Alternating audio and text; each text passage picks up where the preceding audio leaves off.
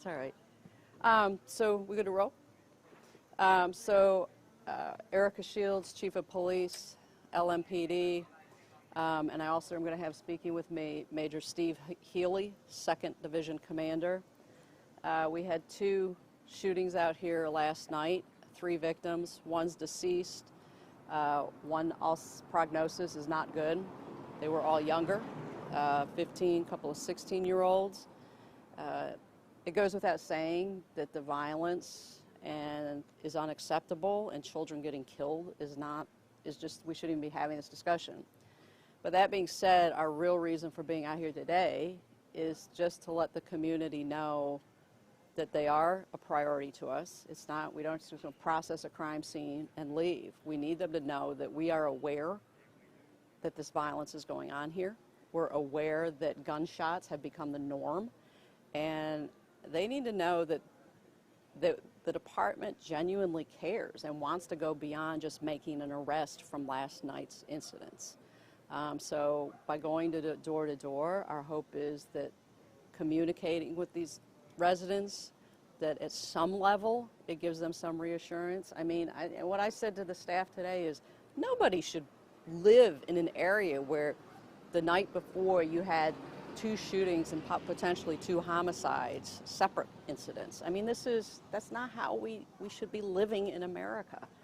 And we're the front lines of getting this fixed, and that's why we're here. So, Major Healy, got any thoughts, buddy? How y'all doing? Major Steve Healy, H-E-A-L-E-Y.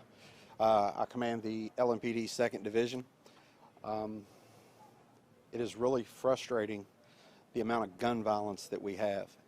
It's frustrating to me that individuals that live in their neighborhoods and they are so accustomed to hearing gunfire that they may not even report it anymore because they're just used to hearing it.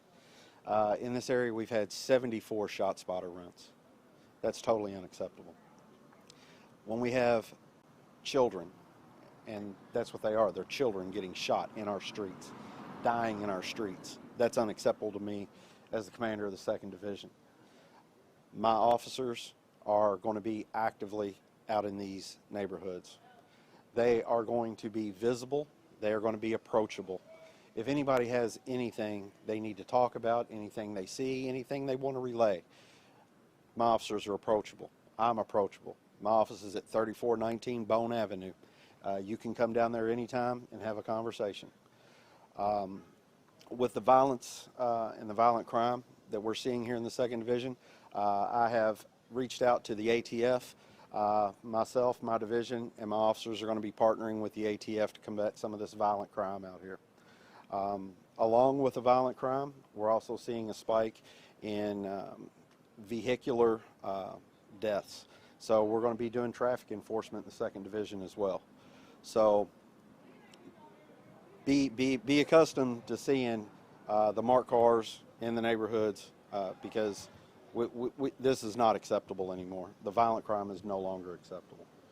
It wasn't acceptable before, but the amount that we're having, the age of the victims it's sad and it's unacceptable. So, questions? We've heard for years about how difficult it is to get people in the neighborhoods to provide you with information. How is that still a problem, I assume, and how could this effort be different? It is still a problem, but I don't see where it's acceptable to anybody for 14, 15, 16-year-old children to be killed in the streets. I don't see where anybody, if you have information on a crime that heinous, that you would not share that. We have anonymous tip lines where you can call and be anonymous. Our homicide detectives are some of the best in the country, and they just need a starting point. If you can just give them a starting point. But the amount of violence that's out here, how that can be acceptable and not people report it, I don't understand it. How often is a canvas like this after a violent crime? We always will do canvases after a homicide. Usually the detectives, my detectives in the 2nd, if we have a shooting, we'll do neighborhood canvases, and also homicide will do neighborhood canvases after a homicide. What is the main driver, do you think, behind this? Is it gaming, social media, a combination? What do you I think it's a combination of both. We have gang issues that we're addressing. We have individuals that get on Facebook and will just a sign of disrespect can provoke violence. That's unacceptable. The availability of firearms, individuals that leave firearms in unlocked vehicles. There's several factors involved here, and we need to come together as a community, both the police, as a neighbor in the community, and also the community where enough is enough. This violence, enough is enough. Chief Shields, I believe you said that you believe these are two separate incidences. Do you think that they're connected at all? So we're not closing the door on anything. Early indications are that they are unrelated, but we cannot say that with a level of certainty at this point. So we're exploring all avenues. What is going on right now? What sort of new factor is out there that could be leading to so many young people being shot and killed? Oh, well, I mean, no one wants to state the obvious, but it's the availability of guns. I mean, especially in southern states that have lax gun laws, and when people legally buy guns and they do not secure them, they get stolen, and this is where they end up. And so when you're dealing with young people, and if you think back to when you were younger, some of you still are very young, and the conflict resolution skills that you did or did not have, your mind is still developing, literally, and you have a gun. So before you might have used to, lose your temper, punch a friend, punch a wall. Well, now you have a gun. So I mean, I think we overthink this. And the reality of it is the guns are in the hands of children. You don't have any suspects yet in either of these shootings or any kind of motives that you know right now? I'm not going to comment at that level of detail. I think my only consternation on this all, the homicide unit has done a fantastic job, but I am aware that on the second incident, the adults who were present are uncooperative. And to me, that is shameful. When you have a child who is near death and the people that can provide insight don't want to talk, at that point, we need to look at ourselves in a mirror and say, what are we doing? Because as Major Healy stated, that we have become normalized to children being slaughtered is complete crap.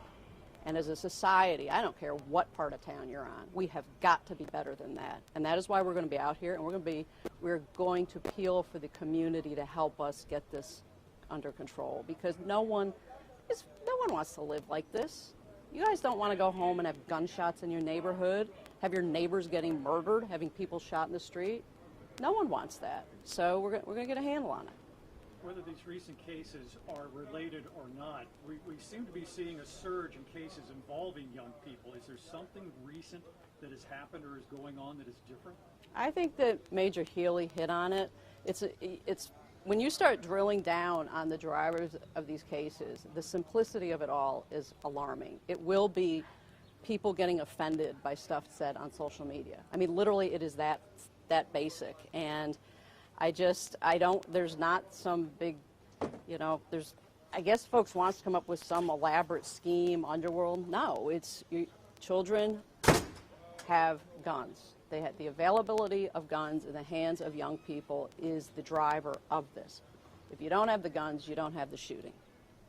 Personal vendettas? Really? It's just that simple? Often. Is there any pressure now to prevent any retaliatory shootings, especially Oh. in the wake of children getting shot, especially when you have adults that are uncooperative? Is that kind of where your mind's going? Certainly. You've nailed it. You've nailed it. And this is the whole point of, I know people may be tired of hearing about it, but group violence intervention, GVI. The whole point of GVI is to interrupt violence. And so what we will be looking at is, all right, of the victims and the potential suspects, who is in the network, where might the retaliation come from? Because we are seeing that in a vast number of incidents, that there is the retaliatory shootings as a result. And so we want to get ahead of that, certainly.